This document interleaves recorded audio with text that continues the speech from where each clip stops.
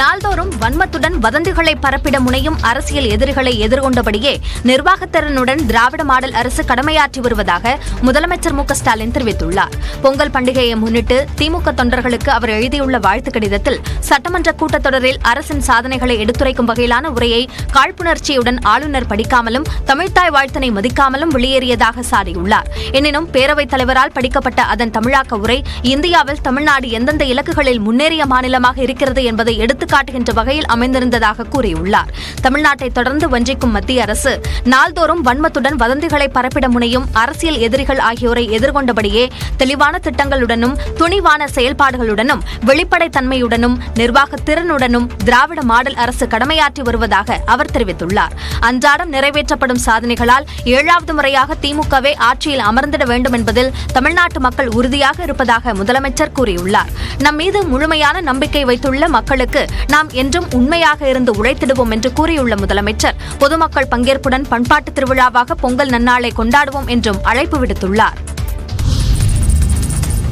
அமெரிக்க அதிபர் பதவியேற்பு விழாவில் இந்தியா சார்பில் வெளியுறவுத்துறை அமைச்சர் ஜெய்சங்கர் பங்கேற்க உள்ளார். அமெரிக்காவில் கடந்த நவம்பர் மாதம் நடைபெற்ற அதிபர் தேர்தலில் 312 இடங்களை கைப்பற்றிய குடியரசுக் கட்சி வேட்பாளர் டொனால்டு ட்ரம்ப் வெற்றி பெற்றார். இதைத் தொடர்ந்து அமெரிக்காவின் 47வது அதிபராக வரக்கூடிய 20ஆம் தேதி டொனால்டு ட்ரம்ப் பதவியேற்க உள்ளார். ட்ரம்ப் மற்றும் துணை அதிபர் வான்ஸ் பதவியேற்பு விழாவில் இந்திய வெளியுறவுத்துறை அமைச்சர் ஜெய்சங்கர் பங்கேற்க இருக்கிறார். அமெரிக்க அதிபர் பதவியேற்பு விழாவில் பங்கேற்க இத்தாலி பிரதமர் ஜார்ஜியா மெலோனி, அர்ஜென்டினா அதிபர், முன்னாள் பிரேசில் அதிபர் ஜெயிர் போல்சனரோ உள்ளிட்டோருக்கும் அழைப்புதல்கள் வழங்கப்பட்டுள்ளன.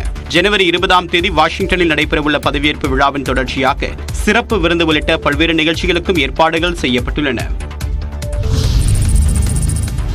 பொங்கல் பண்டிகையின் போது நடைபெறுவதாக அறிவிக்கப்பட்டுள்ள கேந்திர வித்யாலயா பள்ளிகளின் தேர்வை வேறு தேதிக்கு மாற்ற வேண்டும் என மார்க்சிஸ்ட் கம்யூனிஸ்ட் நாடாளுமன்ற உறுப்பினர் சு. வெங்கடேசன் வலியுறுத்தியுள்ளார். இதுகுறித்து எக்ஸ் தளத்தில் பதிவிட்டுள்ள அவர், கேந்திரிய வித்யாலயா பள்ளிகளில் பொங்கல் விழா நாட்களில் தேர்வுகள் அறிவிக்கப்பட்டிருப்பதாக தெரிவித்துள்ளார். சென்னை, மதுரை, திருச்சி பள்ளிகளில் பொங்கல் விடுமுறையான ஜனவரி 13, 16, 17, 18 ஆகிய தேதிகளில் 6 முதல் 11ஆம் வகுப்பு வரையான மாணவர்களுக்கு தேர்வுகள் அறிவிக்கப்பட்டிருப்பதாக அவர் குறிப்பிட்டுள்ளார். பொங்கல் அறுவடை திருநாள் மட்டுமல்ல, தமிழ் மக்களின் பண்பாட்டுடன் இணைந்தது என்று குறிப்பிட்டுள்ள அவர், தமிழ்நாடு அரசு ஜனவரி 14 முதல் 18ஆம் தேதி வரை விடுமுறை அறிவித்திருப்பதாக தெரிவித்துள்ளார். அந்த தேதிகளில் தேர்வு வைப்பது மாணவர்களுக்கு திருவிழா கால விடுமுறையை கொண்டாட முடியாத உளவியல் தாக்குதலையும் தமிழ் பண்பாட்டின் மீதான ஒவ்வாமையையும் ஒரு சேர வெளிப்படுத்தும் செயல் என்றும் அவர் தனது பதிவில் குறிப்பிட்டுள்ளார். எனவே இந்த தேர்வு தேதிகளை மாற்றி பொங்கல் விடுமுறைக்கு பின்னர் நடத்துமாறு வலியுறுத்தி கேந்திரிய வித்யாலயா மண்டல துணை ஆணையாளர் மணிவண்ணனுக்கு கடிதம் எழுதியிருப்பதாக MP சு. வெங்கடேசன் தெரிவித்துள்ளார்.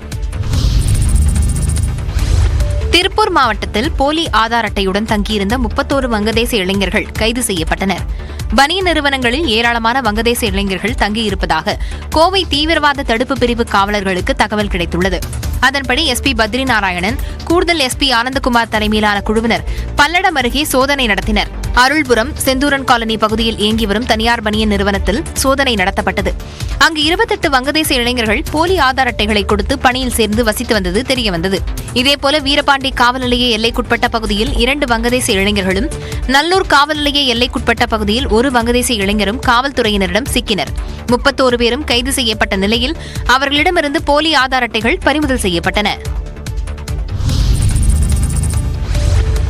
சாம்பியன்ஸ் கோப்பை கிரிக்கெட் தொடரில் பும்ரா விளையாடுவது குறித்து பெங்களூரு தேசிய அகாடமியில் உடற்தகுதியை அவர் நிரூபித்த பின் உறுதி செய்யப்படும் என தகவல் வெளியாகியுள்ளது.